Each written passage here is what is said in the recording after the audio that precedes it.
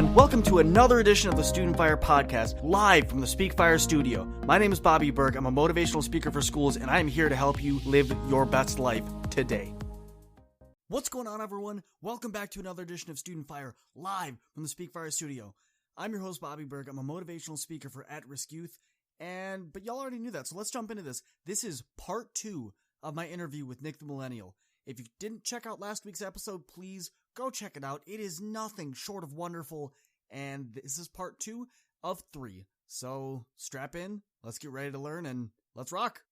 And then at that point, I was like, oh, okay, this ain't that bad, you know? And that was the turning point for me in my academic career, because now I knew how to ask other people for help when I didn't understand something. So throughout high school, I signed up for all honors classes. There's this program I was in called the International Baccalaureate Program. Mm-hmm. And it's only offered at certain high schools. And it's supposed to be like the AP program, but for internationally, so the entire world. And it's a very rigorous program. And part of the requirements are that you have to complete an extended essay that's 20 pages long, and you have to write all the 20 pages. So I don't know about you, Bobby, but 20 pages for me, I mean, I had a hard time keeping up with a 500-word essay. Yeah, no, man, 20 pages is no joke. So 20 pages for me was like, oh, how am I going to do this, you know? And it had to be on something that we didn't know, something we had to research. And that program was just brutal. And, you know, again, every time I didn't understand something, I figured out that I could look up questions on Google and on YouTube. And I would just ask the teacher. And sometimes I knew I got on the teacher's nerves, because I would go up to the same teacher and say, hey, do you know how I can make this essay sound a little bit better or a little bit longer? And they'd be like, Nick, like, do you have enough of this? Do you have enough primary sources? Do you have enough secondary sources? And I must have got my essay, you know, read and reread probably about 25 times, you know? Wow. And all the other kids probably got it like 3 or 4 times. Whew. And I knew at the end of the the end of the IB program, they gave you a test from Europe. And the test from Europe, you had to pass it in all the core subjects like Spanish, math, English, social studies, history. And they would send you a test, and you had to pass the test. And if you did not pass this test from Europe on your senior year with a certain score, you did not get their special diploma for completing the program. I was like, oh, no. There ain't no way I'm going to have spent 4 years of my life of high school in this program without getting this diploma. No, absolutely. So my senior year, I just grinded and I grinded. And I was like, I don't know how, but I have to find a way to make this happen. And I locked myself in a room and I studied. And then one day they said, hey, Nick, I got a letter in the mail. They said that you've gotten your IB diploma. And my mom was just completely shocked that I, you know, because nobody in my family had ever done something like that before.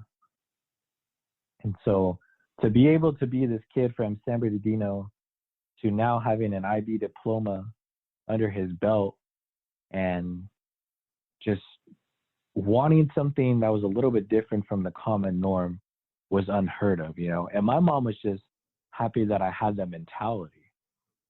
Forget about the award and everything else. My mom was happy and proud that I was something different, a certain different byproduct, you know? Yeah. And so what I've learned coming up, you know, all the way up to being a young adult is that throughout the way, first off, you got to be a student when it comes to every aspect of your life, right? If you were really that sweet, you should be near death. like, you shouldn't ever feel like you fully learned something, because there's always more to learn along the way. And each day, each topic is a brand new opportunity to learn something. And for me, I just, I literally take every day as a blessing and as a challenge, because there's just so much out there to learn. And, as you get older, you kind of realize that, hey, time is starting to go by faster than when I was little. And so it's in that process of becoming a young adult that you start to realize, like, hey, if I'm going to actually make it, if I'm going to actually be successful, I got to have a routine that I do every single day. And so my routine is that I wake up at 3 o'clock every single day. And I do this to try to mimic what some of the other very successful people are doing. So my routine is I wake up at 3. I'll do a little morning routine. I'll meditate. And then right after that, I'll start reading Rich Dad, Poor Dad, or another book called Emotional Intelligence.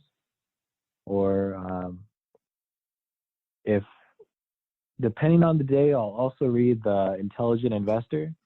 And I'm doing that just to simply learn, because that's the first thing that I love to do every single day, is just learn. I know that one day I'm going to be 64 years old and life is just going to pass me by like this. And I don't want to get to 64 without learning as much as I could have when I was younger. So that's the first thing I do when I start my day, is I just learn. I'll have my gym clothes already laid out of what I'm going to wear, and then I put them on. And when you put them on, you feel kind of like, all right, let's get ready to rock and roll. Absolutely. And I'll start heading over to 24-hour fitness. And oh man, it's so awesome to work out early in the morning when nobody else is there, because it's just like you got the whole gym to yourself, Oh yeah, like you feel absolutely. like, oh dude, it's amazing. You feel like, oh yeah, like I'm getting my gym membership worth, like all these machines are open. I don't got to wait on anybody. Like there's nobody like grunting, trying to like, put 400 pounds over their head, Knowing There's full like well they're not going to not, lift it. Yeah. Mm-hmm. Oh, Mm-hmm. there's no sweaty people leaving all the machines all dirty and not cleaning up after them. It's just, it's nice, Mm-hmm. So during that time, thank God 24-hour fitness has Wi-Fi also. I mean, you just stay on the treadmill. You just, you could watch a podcast, watch a YouTube video. I like to watch YouTube videos while I'm on the treadmill. So I'll do a couple miles, and then at the end of it, I'll kind of go a little bit harder and either do legs, chest, or core, and then finish it off with the sauna. And then they also have showers there where I just take a shower and I'll go ahead and get ready for work.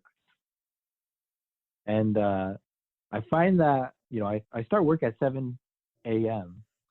And by the time I wake up to the time I go to work, I've already done 4 hours of my day productively compared to the average person. Yeah. So then after work ends at around 4 o'clock, I'll go hop in my car, and then I gotta commute back to where I live at, which is near Pomona from LA. So, with traffic, and by the way, LA is like, LA's traffic is probably the best experience we'll ever have as human beings in terms of happiness, Oh, man. It doesn't get any better than LA traffic, man. Right? So in particular, the 10 freeway, oh my gosh, it's like, free ice cream, right? It's just, oh, it's amazing. So I got to ask you real quick. So you've got this amazing schedule set up, and now you're driving home, and this is the first real set of downtime that you've had since what is essentially 3 o'clock in the morning. Yep. What do you do on what could be these lovely drives that take far too long for any single person to sit through? So for me, I listen to an audiobook. I have a real estate mentor, and he he gave me his login credentials for audible.com. And so he's already listened to a bunch of books on there. Yeah. And already downloaded them. And so I just listen to the ones that he's already listened to. So by the time we meet up and we talk, I already know what he's going to talk to me about, you know, about that book in particular. And so I'm already caught up with him on certain types of, you know, topics that he's read or listened to. So how do So you I'll either notice do that that those, real quick, how do you, I'm assuming there have been some meetings that you've had where you haven't been totally prepped or like have read ahead or whatever. How have you noticed the difference between when you've listened ahead or when you've, you know, prepped for the meeting versus when you haven't? Oh, I'll know because he'll ask me like, hey, did you read this book? Like, let's just say Rich Dad Poor Dad, for example, right? Did you read Rich Dad Poor Dad? I'm not going to lie, Bobby. One time I was like, yeah, I read it. And he's like, oh, okay. Then what did it say about McDonald's? Where does McDonald's make most of its money? Oh, and I was you like, got called out. I was like, oh, McDonald's makes most of its money, and well, they have over 99 billion served, right? He's like, did you read that book I told you to read or not? And I was like, no, I didn't read it. Yep. And he's like, I could tell because McDonald's makes the majority of its money not off of food, not off of marketing or advertising, but off of real estate. And I was like, oh gosh. Yep. Like, got him. He grilled me, you know? Of course.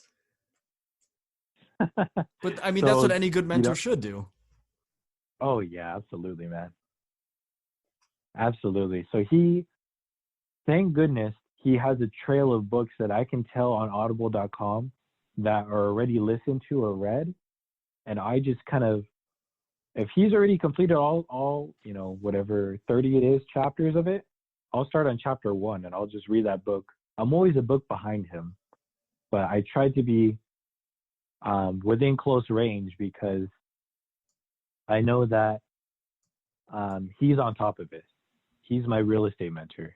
His thing is real estate. My thing is trying to get to know real estate, you know? Yeah. So I don't ever try to forget our positions from each other. He's a guru. He's an expert. I'm just a student, right? So this guy has 8 properties underneath his belt, right? And he works a 9 to 5. Now, if you look at the average man or woman who works a 9 to 5, they don't have 8 properties underneath their belt. And so people say all the time, oh, invest in real estate, invest in real estate. Well, how is it that some people work their whole entire lives and still can't afford one home? And yet this guy over here who works the exact same job as me owns this many properties and he has 8 homes. That doesn't make any sense. So there's something that he knows or that he's read that other people don't know. And that's what I'm trying to get at every single day with him. And each time I meet up with him, I just try to like, hey, can I buy you lunch? How's your son doing? Did you say that you were going to this event? Oh, is it cool if I tag along? I just tried to do you need a ride over here? Do you need a ride over there? I just try to be of availability to him. I just want to help him out.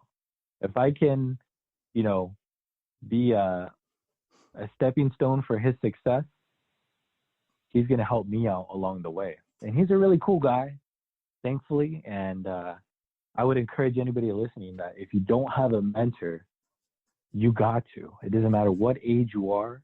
It doesn't matter what grade you're in, how old you are in life. You need a mentor wherever you're at. Because mentors will help you in ways. First off, a mentor is not going to see you as just a little kid.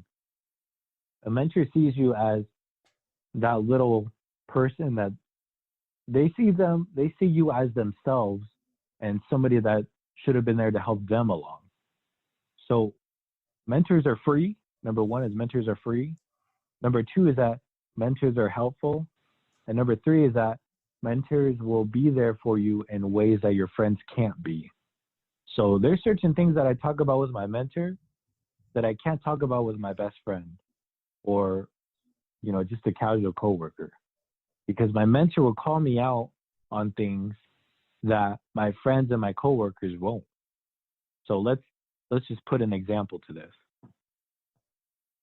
Let's say that I've been talking to a girl for a year, that I'm really interested in this girl, Bobby, but when I kind of retell some of the experiences that I've had with this girl, my friends will say, oh, just keep on trying to go after this girl. It seems like she's interested in you, Mm-hmm. Stay positive, stay upbeat.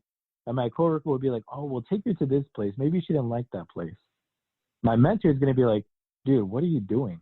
Why are you wasting your time? If she was into you, it would have shown by the third date. Obviously, There's something more going on. Yeah. He's going to see it as at a different perspective from all those other people. And he's going to be like, Nick, you know what? I'm not going to waste your time. I'm going to tell you what you need to hear, not what you want to hear. So any way that I can help you out and correct you on the path that you're going on, I'm that guy that's going to be able to do that. And so, yeah. Man, dude, I want everyone to just marinate on that one for a second, because a lot of you, here's what happens. You wake up, you go to class, you go to school, whatever, and you just go through your day, which there's nothing wrong with just going through your day every once in a while. It happens. We all get absent-minded. We all lose focus. It's totally normal. But what so many of you don't see, because you've become blind to this, is you have an incredible, even if you don't formally in the sense of like, I'm the mentee, you're the, mentor. So many of you have an incredible mentor in front of you. And not only that, you have multiple that you see daily, right? Who here has that one teacher that you just absolutely cannot wait to get to their class? Not because they're necessarily the greatest teacher, not because they're necessarily the most laid back, but because they actually teach you something. So when you get out of the classroom, you're like, whoa, you know what? I legitimately learned something today, right? Mm-hmm. Use your resources that are right in front of you. If you want to learn something, your teachers are super intelligent people. Utilize that. Ask them questions. Put yourself out there a little bit, right? Because look at Nick. I'm sure if you never would have said, hey, to this mentor, like however you guys wound up getting introduced, if you wouldn't have popped the question of, hey, I want to be on the level that you're on. Will you teach me? You wouldn't be here right now. You know what I mean? Yep. Like, you have to get out of your comfort zone. I've been saying this since this podcast started. Your comfort zone is a cool spot, but your comfort zone is not where you grow at all. And Nick, I want to touch on this one with you because you've been alluding to this one left and right, and I want to hear it. Where did your love for now? Let me backtrack with this one. You notice that as Nick's been talking, he hasn't necessarily been saying, I love learning in this textbook and going to this class and being in this undergraduate work and going to this class with this teacher. You notice all of this learning that he's doing outside of school has just been because he's passionate about learning. One of the things that I need you, if you do anything in the year of 2020, I need you to grasp onto is that your learning doesn't have to come from a textbook. It doesn't have to come from a teacher. Your love for learning can come from whatever interests you. That's all I got for you. I hope everyone has a wonderful week. Y'all, I hope this was helpful. If it was, hit me up on Instagram, TikTok, YouTube, or Facebook. Let me know what you thought. Better yet, hop in the reviews on the podcast you're listening to this on and leave a review there. I check all of them, and I will respond to everything that I can. Y'all, I love hearing from you. It's the highlight of my day. I hope everyone has a wonderful week. I hope you are rocking everything that you do. I hope nothing's getting in your way, and for whatever does get in your way, I know you're going to find a way to overcome it like you always do. Catch y'all on the next one. Peace! Whew, that was another awesome episode of the StudentFyre podcast. Thank y'all for sticking around for this long, but I got a question for you. Have you ever thought about starting your own podcast? See, when I was trying to get this podcast off the ground, I had a lot of questions like, how do I record an episode? How do I get my show to apps? Like, do I have to do it individually, or can I just have one place that does everything for me? And most importantly, how do I make money from my podcast? Is that even an option? Well, honestly, y'all, your answer is Anchor. Anchor is the one-stop shop for recording, hosting, and distributing your podcast. Best of all, it is 100% free and ridiculously easy to use. And now, Anchor can match you with great sponsors that want to advertise on your podcast. Yes, you. That means you can get paid to make the podcast. You can get paid to podcast the right way. In fact, that's exactly what I'm doing right now by reading this ad. If you want to get in on this, if you want to make your podcast a reality and you want your success and your word to be a thing, man, you already know. Hop over to Anchor and give it a start. You won't regret it. Catch y'all in the next episode. Peace. We are SpeakFyre. Who are we? We are a collective of inspirational, motivational, life-guiding speakers here to help you make your best life available and real today. For everyone that's looking for anything and everything leadership, you have to check out my guy, Michael Gingras, over at StudentFyre. For my youth that are coming up, for those of you that have questions that need answers, go hit up Sean B. He's the host of Young Fire, killing the game every single Monday. For those of you that have questions that go a little deeper, for those of you that need that internal fire inside of you, not just sparked, but you need those flames fanned, go check out Aisha Thomas with Internal Fire. For my fathers, y'all, you are the real MVP. Go check out my guy Jody Cedric, the host of Father's Fire. For my champions, for my people that need to be the champion of not only their day, but their entire life, man, you gotta check out my man Neil Legend over at Champion Fire. For my students, doesn't matter if we're talking elementary, middle school, high school, college, my graduate students, all of you, for everything student empowerment, student leadership, and student productivity, tune in to StudentFyre with me, your host, Bobby Berg. We are SpeakFyre, live every Monday morning, 4 a.m. Eastern Standard Time. You gonna wake up with us? Let's get it. I am excited to bring you my new book, Trendsetter, 7 Steps to Radically Stand Out to Be the Best You. This book details my journey of coming to the United States and being excited to embrace the American culture. But unfortunately, my culture was not accepted, and I found myself being bullied as a young girl. And in this process, I decided that I wanted to disconnect from my culture to be more accepted into American culture. And through that process, I got so depressed from trying to fit in that I attempted suicide my freshman year in high school. So this book talks about the journey of what I did to become radically transformed, to be the strong woman I am today. This book is something that's really going to enable the reader to understand and embrace who they are, embrace what makes them special, and become radically transformed. Get your copy today at becomingatrendsetter.com. Again, that is becomingatrendsetter.com, or check it out at my website at aishathomas.org.